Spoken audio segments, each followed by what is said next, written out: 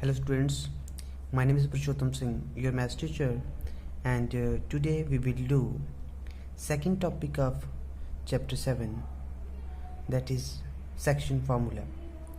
तो इस चैप्टर में हम सीखेंगे, इस टॉपिक में हम सीखेंगे कि सेक्शन फार्मूला क्या होता है, उसका यूज़ कैसे करते हैं क्वेश्चंस में। तो पहले इसका मतलब देख लेते हैं, फिर डेरिवेशन करते हैं।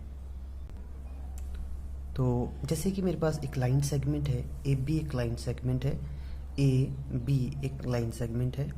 ए पॉइंट की कोऑर्डिनेट्स मुझे पता हैं, ए पॉइंट की कोऑर्डिनेट्स हैं x1 y1, बी पॉइंट की कोऑर्डिनेट्स हैं x2 y2। एक पी पॉइंट जो है वो इस लाइन सेगमेंट को डिवाइड कर रहा है दो पार्ट्स में।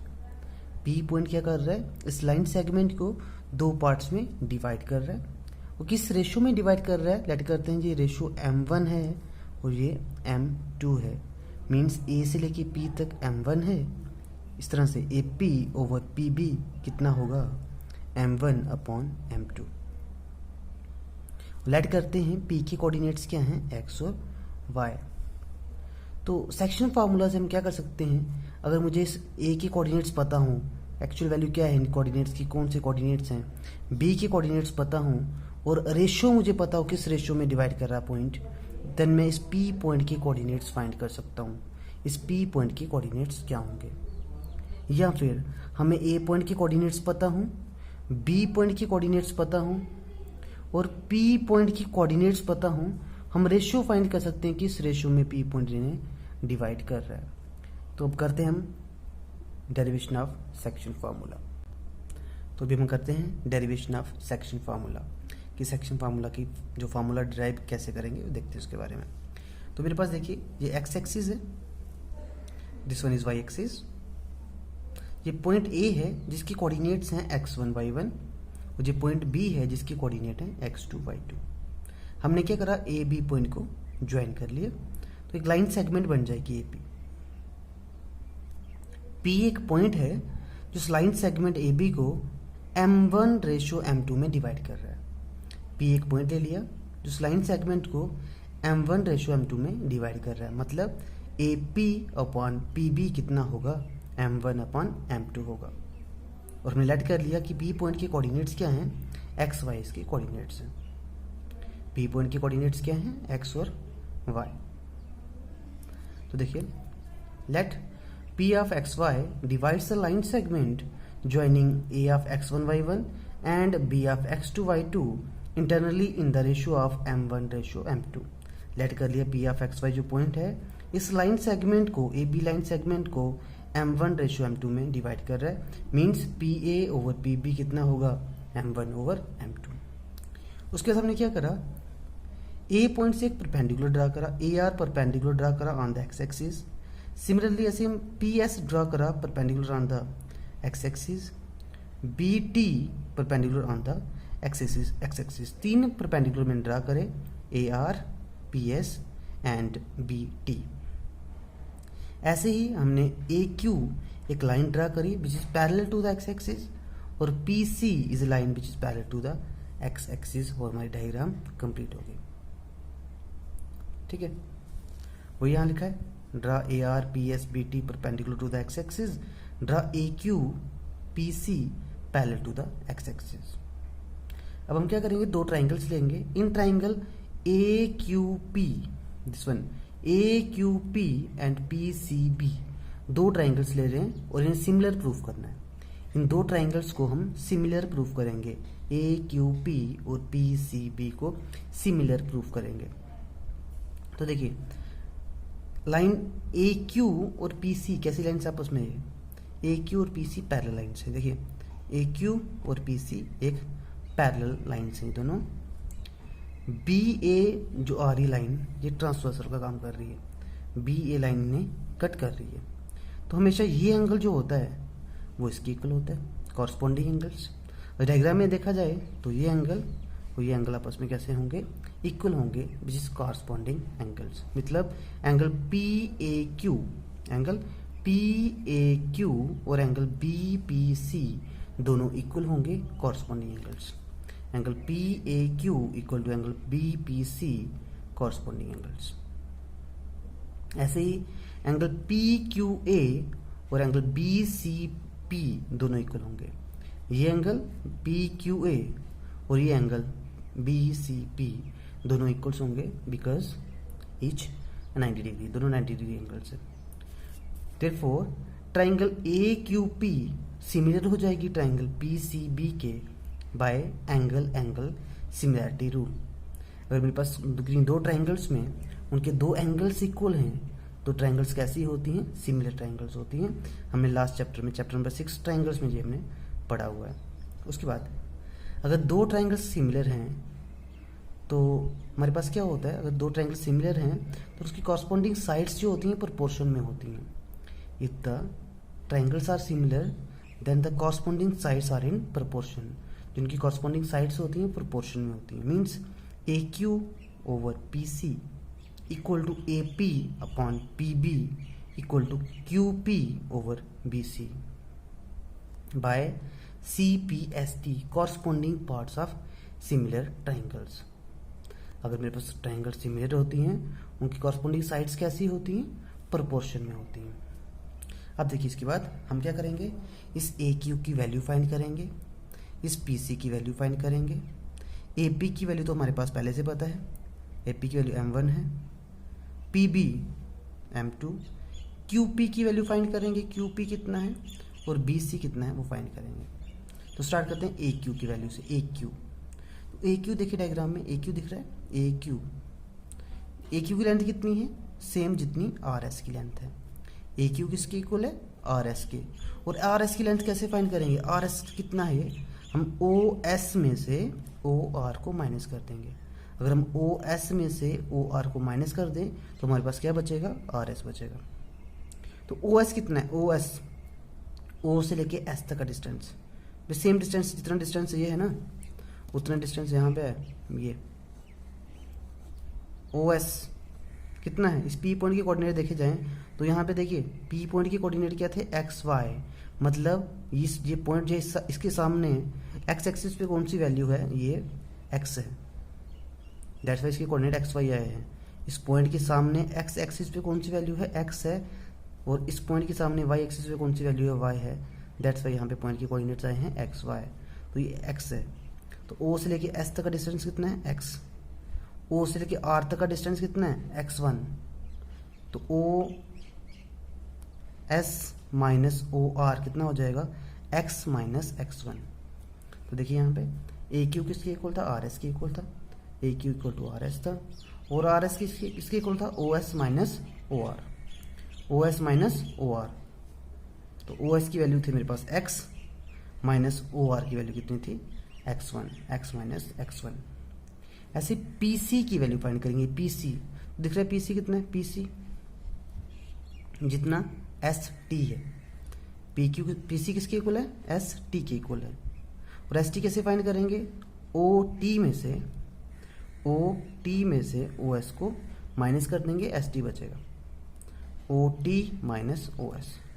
बात करते हैं OT कितना है? O से लेकर T तक का डिस्टेंस OT कितना है? x2। बिकॉज देखिए बी पॉइंट की बात करें, ये पॉइंट बी दिख रहा है, बी पॉइंट की बात करें, इसकी कोऑर्डिनेट्स क्या है? x2 y2। मतलब बी पॉइंट के सामने x एक्सिस पे कौन सी वैल्यू होगी? x2 होगी। इट मीन्स OT कितना है? x2 है। और OS कितना है? OS सेम यही x2। OS कितना है? x। तो मेरे पास कितना आ जाएगा? PC equal to ST equal to OT minus OS equal to x2 minus x। PC की वैल्यू कितनी आ गई? x2 माइनस x आ गई। इसके बाद QP की वैल्यू फाइंड करेंगे, क्योंकि इनकी वैल्यू तो पता है मुझे पहले से। QP की वैल्यू को फाइंड करेंगे। QP कितना है? तो डायग्राम में देखिए QP ये लेंथ QP किसकी इक्वल हो गई है? PS minus QS। PS में से QS को माइनस कर दूंगा तो QP आ जाएगा। तो QP किसके इक्वल होगा? PS minus QS। PS minus QS। अब डायग्राम देखते हैं PS कितना है। PS यहाँ से लेके यहाँ तक डिस्टेंस। P के कोऑर्डिनेट देखिए, P के कोऑर्डिनेट्स क्या हैं? x और y। मतलब ये लेंथ कितनी है? ये जितनी ये लेंथ है यहाँ से यहाँ तक, यहाँ से लेके यहाँ तक सेम है। तो P पॉइंट के सामने y एक्सिस पे कौन सी वैल्यू है, y, मतलब ये डिस्टेंस y है, इट मीन्स ये डिस्टेंस कितना होगा, पूरा y। और QS की बात करें, QS ये लेंथ कितनी, QS भी जितनी ये है उतनी तो QS है, सेम सेम है, जितनी AR है उतनी ही QS है। और A पॉइंट की बात करें, यहाँ पे y कोऑर्डिनेट कितना है, y1, तो इसका मतलब QS कितना होगा, ये लेंथ कितनी होगी, y1। यहाँ पे देखिए QP कितना होगा, PS माइनस QS, PS हमने फाइंड करा, PS कितना था, PS था मेरे पास y माइनस QS कितना था, y1।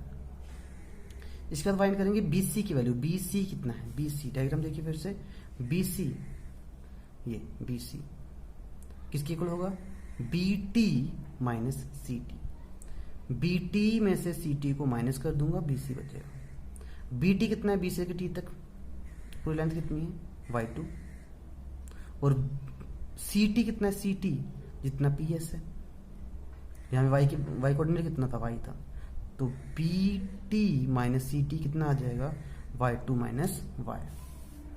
तो BC किसके इक्वल था, BT minus CT equal to y2 minus y। अब देखिए फिर से देखिए, हमारे पास था AQ और PC किसके इक्वल था, AP और PB के इक्वल था।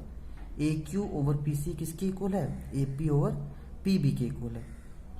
और AQ और PC ये किसके इक्वल है, इसके इक्वल भी है, बिकॉज तीनों आपस में, तीनों लेंथ आपस में इक्वल है, ये साइड ये और ये तीनों आपस में कैसे इक्वल है, हम लिख सकते हैं ये दोनों इक्वल हैं, और फर्स्ट और थर्ड भी इक्वल है, ये और ये भी इक्वल है, ऐसे लिख दिया। AQ और PC किसके इक्वल है, AP और PB के इक्वल है, और AQ और PC किसके इक्वल है, QP और BC के इक्वल भी है। इसे फर्स्ट फ्रॉम फर्स्ट, यहाँ से फर्स्ट क्वेश्चन से आ गया है, इसको फर्स्ट क्वेश्चन नाम देते हैं, यहाँ से मिल लिया ये, ओके। लास्ट स्टेप में मैंने प्रूव करा है कि AQ ओवर PC किसके इक्वल है, AP ओवर PB के इक्वल है, एंड AP ओवर PB किसके इक्वल है, QP ओवर BC के इक्वल है। लास्ट स्टेप में मैंने ये प्रूव करा है।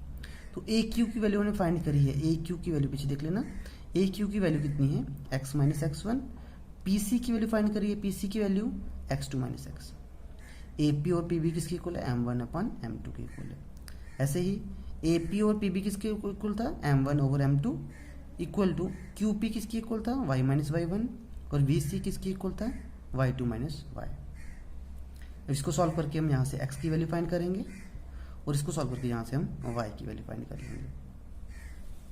तो देखिए सबसे पहले क्रॉस मल्टीप्लाई करेंगे, ये m2 x के साथ मल्टीप्लाई करेगा, m2x माइनस m2 x1 से करेगा, m2 x1 equal to m1 x2 से करेगा, m1 x2 minus m1 x।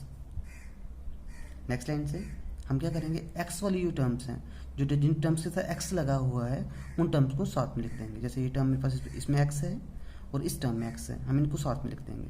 m2x इस टर्म को ट्रांसपोज करेंगे प्लस m1x आ जाएगा, इक्वल टू m1 x2 और इस टर्म को ट्रांसपोज करेंगे plus m2 x1। Next step में इन दोनों टर्म्स में x कॉमन आ रहा है, x कॉमन ले लेंगे, आ जाए m2 plus m1 equal to, ये सेम लिखेंगे m1 x2 plus m2 x1। तो x और ये टर्म दोनों आपस में मल्टीप्लाई कर रहे हैं, x इसके इक्वल आ जाएगा, x equal to m1 x2 plus m2 x1 upon m1 plus m2। तो ये x की वैल्यू आ गई, x कोऑर्डिनेट की वैल्यू क्या रहेगी, m1 x2 plus m2 x1 over m1 plus m2। ऐसे इसको सॉल्व करेंगे, क्रॉस मल्टीप्लाई सेम, m1 इससे मल्टीप्लाई करेगा m1 y2 माइनस m1 को y से करेंगे m1 y equal to m2 y से करेगा m2 y minus m2 y1। ठीक है, नेक्स्ट स्टेप में सेम हमने की सेट करा कि जो y वाली टर्म्स हैं इनको साथ में लिख दिया, जैसे m2 y था m2 y लिखा, और माइनस m1 y था, इसको सेट ट्रांसपोज करा तो प्लस m1 y आ गया, और ये सब टर्म सेम m1 y2 इस साइड आएगा प्लस m2 y1। देखिए m1 y2 का m1 y2 लिखा, इस टर्म को शिफ्ट कर दे, ट्रांसपोज कर दे इस तरफ, m2 y1 आ जाएगा इक्वल टू m2 y, इस टर्म को ट्रांसपोज करेंगे प्लस m1 y। और ऐसे लिख सकते हैं, इस टर्म को पहले लिख दिया m2 y plus m1 y equal to m1 y2 plus m2 y1। Simply हमने इस टर्म को पहले लिख दिया, इस टर्म को ऐसे लिख दिया, जैसे आप कर सकते हैं। इन दोनों टर्म्स में कॉमन क्या है, इन दोनों टर्म्स में कॉमन क्या आ रहा है, y कॉमन आ रहा है, y कॉमन ले लिया, जहाँ बचेगा m2 plus m1 equal to, ये term same as it is लिख दिया मैंने, तो y equal to m1y2 plus m2y1 over m1 plus m2, ये y कोऑर्डिनेट की वैल्यू होगी। So the coordinates of the point p of x y, जो p point था जो लाइन सेगमेंट को डिवाइड कर रहा था, कौन सी लाइन सेगमेंट को, a ऑफ x1 और b of x2 y2, a of x1 y1 and b of x2 y2 को जो डिवाइड कर रहा था m1 रेशो m2 में, उस p पॉइंट के कोऑर्डिनेट्स क्या होंगे, ये कोऑर्डिनेट होंगे उस p पॉइंट के। जो x हमने क्या लेट किया था, x और y कोऑर्डिनेट लेट किए थे उसके, तो इस x की वैल्यू क्या रहेगी, m1 x2 plus m2 x1 over m1 plus m2, और इस y की वैल्यू क्या रहेगी, y equal to m1 y2 plus m2 y1 over m1 plus m2। इसे याद करने का बहुत ही सिंपल तरीका होता है हमारे पास। इस तरह से मेरे पास एक लाइन सेगमेंट है, इस a पॉइंट के कोऑर्डिनेट्स हैं x1 y1, b पॉइंट के कोऑर्डिनेट्स हैं x2 y2, p पॉइंट जो डिवाइड कर रहा है किस रेशो में, m1 और m2 रेशो में डिवाइड कर रहा है। तो ये x किसके इक्वल होते हैं, देखो जब x की बात करेंगे, x कोऑर्डिनेट की बात करेंगे, तो हमें m1 को यहाँ से क्रॉस ऐसे मल्टीप्लाई करना शुरू करना है, m1 x कोऑर्डिनेट की बात हो रही है, m1 x2 प्लस इस m2 को x1 के साथ, x की बात हो रही है x चलेगा, m1 x2 plus m2 x1 upon m1 plus m2। जब y कोऑर्डिनेट की बात होगी तो सिर्फ y की बात करनी है, m1 y2 plus m2 y1 over m1 plus m2। ये था हमारे पास सेक्शन फार्मूला। अब करेंगे मिड पॉइंट फार्मूला। इसी सेक्शन फार्मूला से हम मिड पॉइंट फार्मूला की बात करेंगे। Mid point formula, mid point formula.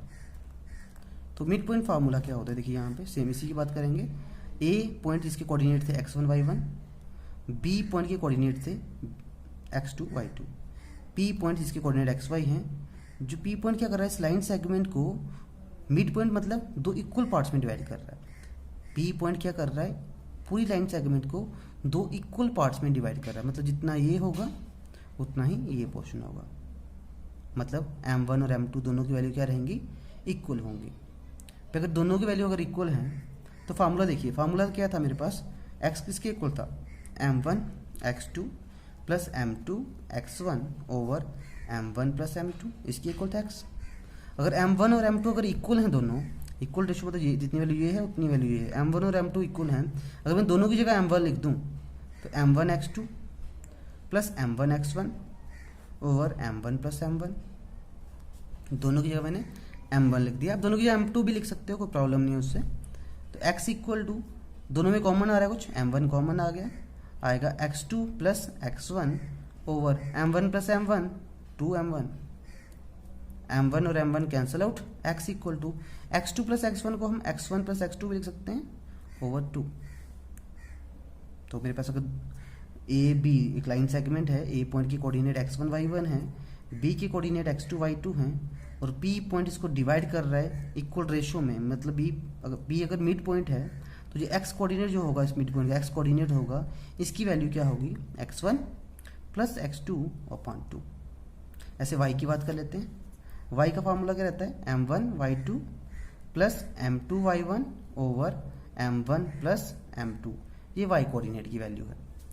अगर m1 और m2 अगर इक्वल हैं तो y equal to m1 y1 plus m1 y2 plus m1 y1 over m1 plus m1, तो y equal to m1 common आ जाएगा, y2 plus y1 over 2m1, m1 m1 cancel out, तो y equal to y1 plus y2 over 2।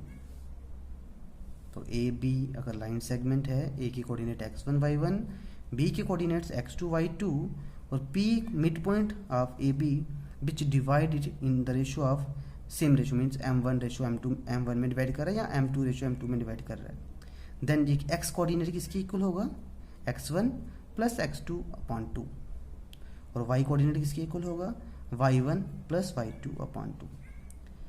Next video में हम करेंगे इसके related questions related to section formula. अगर आपको मेरी वीडियो पसंद आई है then please like share and subscribe it. Thank you.